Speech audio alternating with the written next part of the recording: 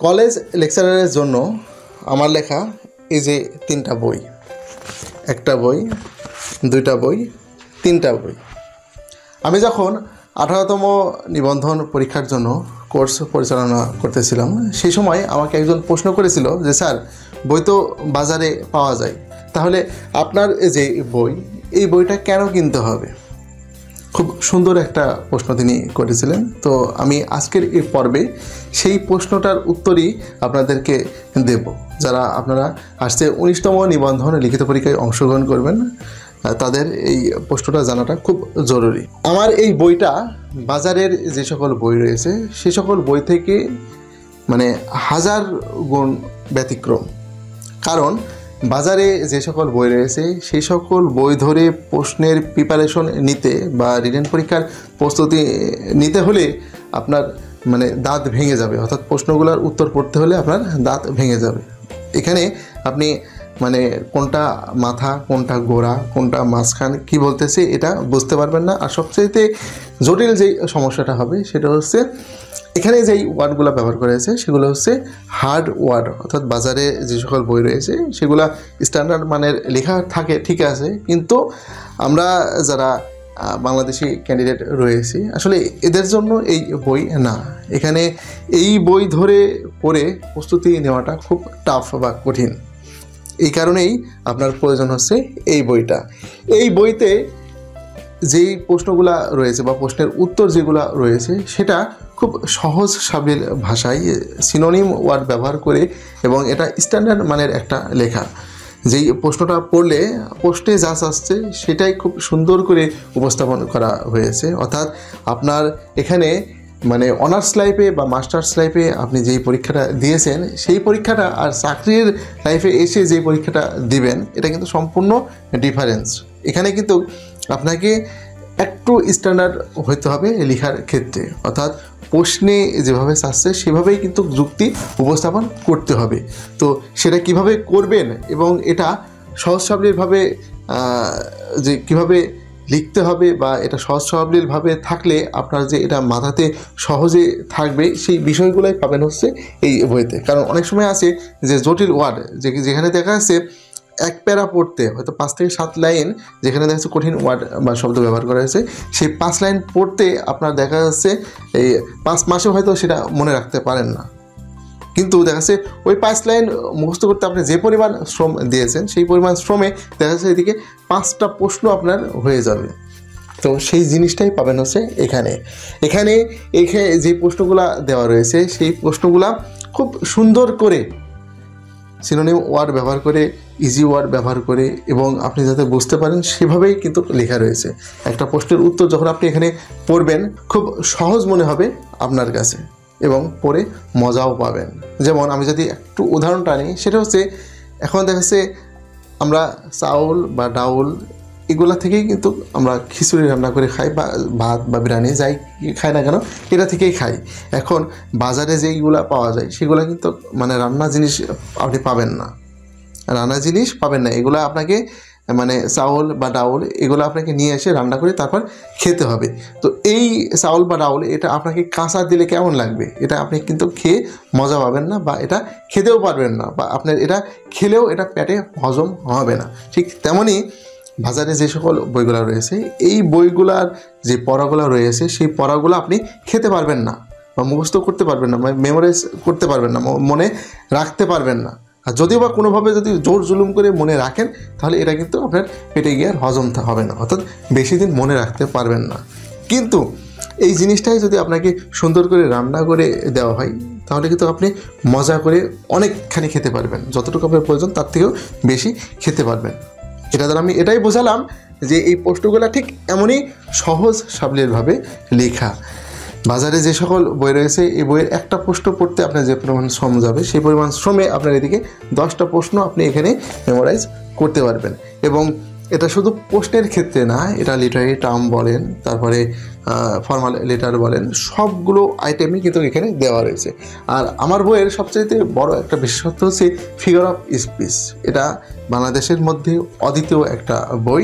এখানে বাংলা অর্থসহ ব্যাখ্যাসহ খুব সুন্দর সাবলীলভাবে এই বইতে গোছানো রয়েছে, যেটা পড়লে আপনি 100% ফিগার অফ স্পিচ যে 5টা রয়েছে সেই 5টারই অ্যান্সার আপনি করে আসতে পারবেন এবং আমার এই বই থেকেই আপনি 100% কমন পাবেন। কারণ ফিগার অফ স্পিচের জন্য আলাদা একটা বই রয়েছে যেখানে শুধুমাত্র কেবল ফিগার অফ স্পিচই রয়েছে এবং এটা আপনার পড়তেও ভালো লাগবে এবং এখান থেকে আপনি 100% কমন পাবেন।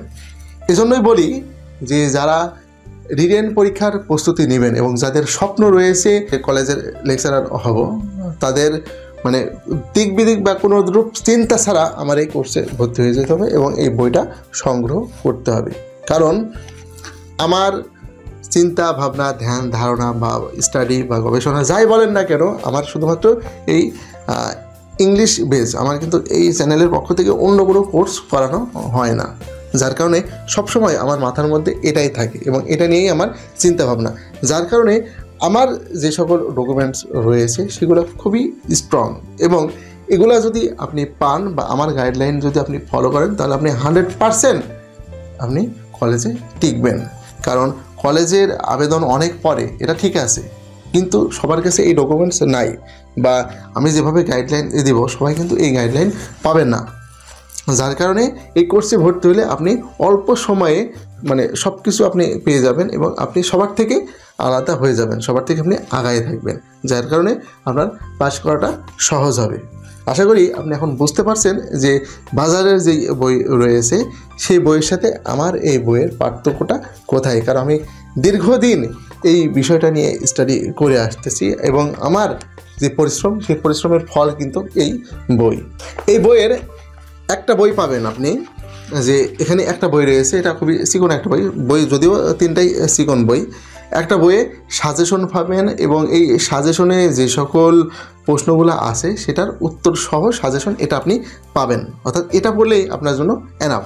এখন এর সাথে আপনি পাবেন কি, একটা বই পাবেন, এই বইতে আপনি সামারি পাবেন, যেসব প্রশ্নগুলো মানে যেসব টপিকসগুলো আপনার পড়তে হবে সেসব টপিকসগুলার বাংলা এবং ইংলিশ ভার্সন দুইটারই সামারি বা গল্প পাবেন। সেটা হতে পারে পোয়েট্রি, সেটা হতে পারে ড্রামা, সেটা হতে পারে নভেল, যেটাই হোক না কেন সেই সামারিটা আপনি এখানে পাবেন। অর্থাৎ আপনার যেই বিষয়গুলো জানা অত্যন্ত জরুরি, যেই তথ্যগুলো জানা জরুরি, সেগুলো সামারিটা পড়লেই আপনি গোছানো পাবেন। এবং এখানে সামারিটা এমনভাবে লেখা আছে যেটা বাজারে যেই বই আছে সেই বই ধরে আসলে খুঁজে বের করা আপনার জন্য অনেক কষ্টসাধ্য একটা বিষয়। এই গেল সেই সামারির বই।